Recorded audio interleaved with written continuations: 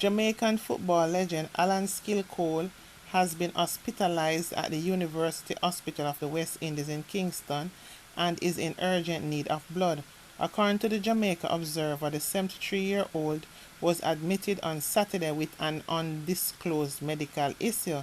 Dr. Carl Bruce, medical chief of staff at the University Hospital of the West Indies, said Cole is in stable condition. We just need to bring up his blood count. He's stable but needs some blood. We just need some young people to come donate some blood for him right now. He's stable, Dr. Bruce said. Cole is considered one of the greatest Jamaican football players ever. In 1962, Cole went to Kingston College High School before moving to Campion College for 1 year and then Vere Technical, where his football skills caught the attention of local football stakeholders. At 15 years old, he was called up to the national team, becoming Jamaica's youngest senior football international. He appeared in 3 FIFA World Cup qualifying matches for the national team during his career. He was Jamaica's most celebrated player. Cole had professional stints in the United States with the Atlanta Chiefs in the late 1960s and with Brazilian club Náutica in the early 1970s. He helped Náutica to a spot in the national championships in 1972, its first since 1959. He was close friend with another Jamaican legend, Bob Marley.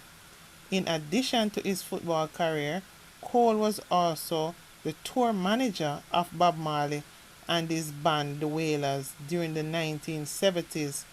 He was credited as co-writing the 1976 song War.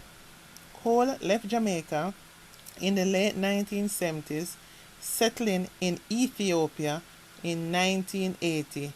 He was back in Marley's camp as road manager for what would be the singer's final tour. In 2010, Cole was presented with a plaque by then FIFA president Sepp Blatter in recognition of his contribution to Jamaica football.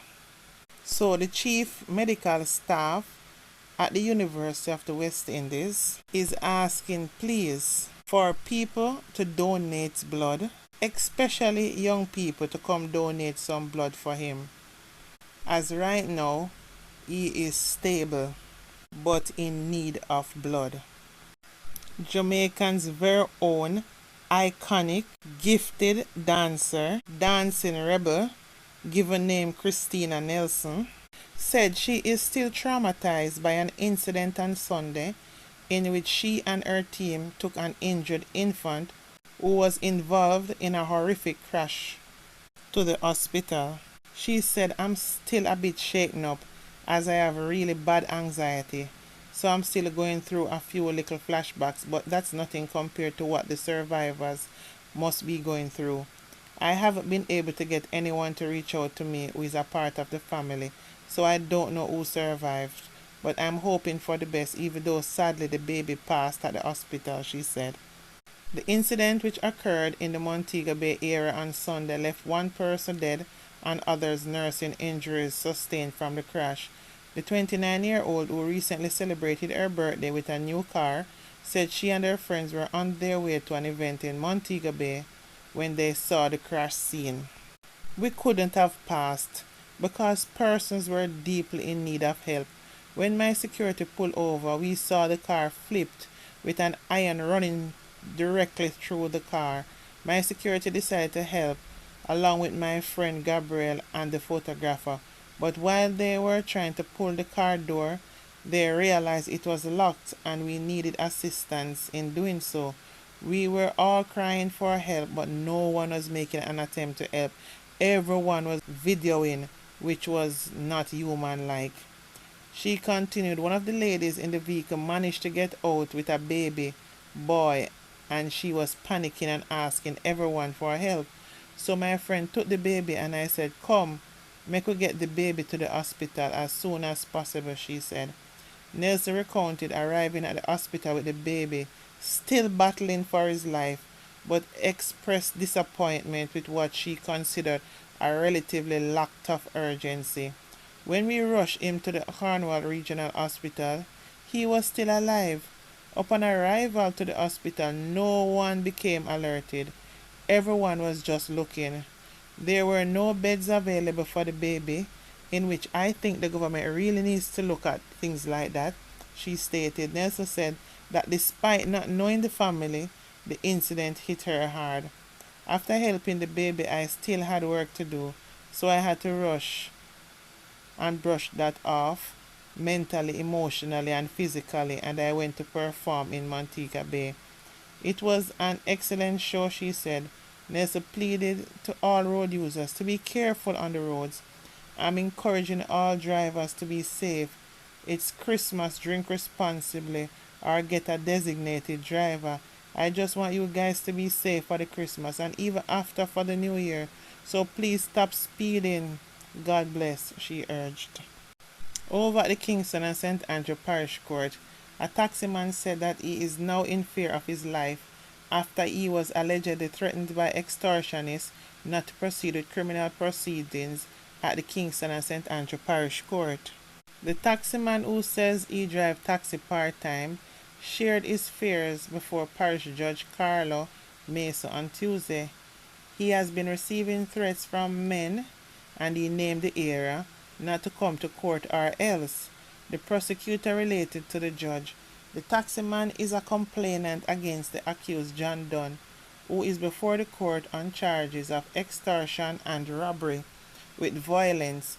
Dunn is alleged to have approached the complainant while he was parking at the gas station along North Odeon Avenue in St. Andrew and was told that he has to pay ground fee.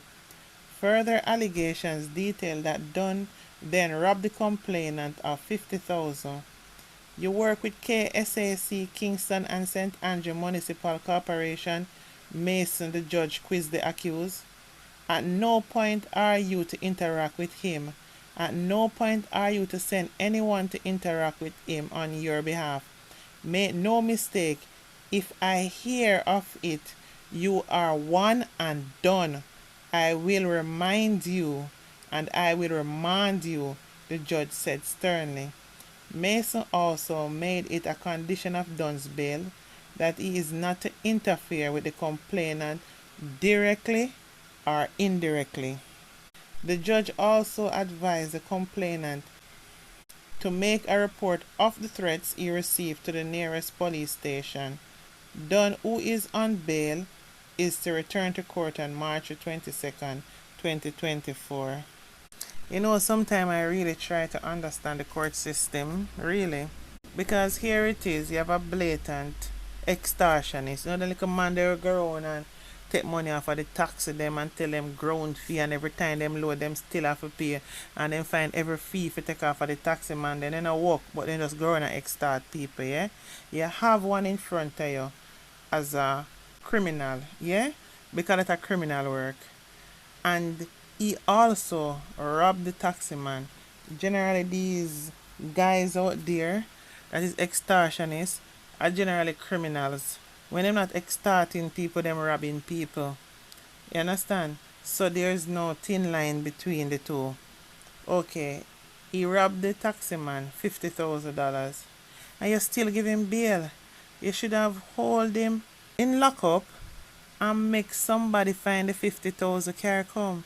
You give him to wait until when next year if carry the $50,000 come where him rob off of the man. Me not understand. Me still a try to understand how these judges exact justice. You think when you turn to him and say, behave yourself, little boy, don't trouble him and don't talk to him, and nothing still not gonna come out of it.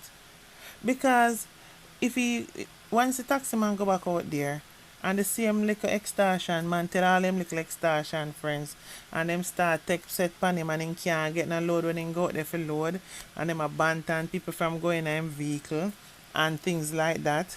If even him or anybody catch up in any argument or anything, how are you going to prove that it has something to do with this same extortionist that already robbed the man $50,000? You can't prove it. And them going to tell us them don't know about it because him and people are always in a problem when really and truly come from the same man. You tell me. You have the man in front of you. Exact justice quick. That's why justice prolong is not justice at all. Because that is why you have so much Jamaican people having to take justice in them own hand. Because it seems that them not get justice at all. A $50,000, you know, think so that little scammer man who out there scam people or extort people. You know, think he might try to put together him money, probably go buy all one sneakers that value all 50 grand, 40 grand, 30 grand.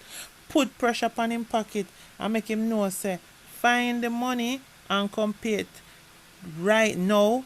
I keep him in a jail, lock up whatever you call it, and make him woman or him, whoever, him mother or whoever, find the money come. When him go back, when him go on road, him go hustle, because that is what they do hustle. And no matter where they now stop them from hustling extort until the laws do something and authorities do something about it. That's what he does. You know, take the money off of him.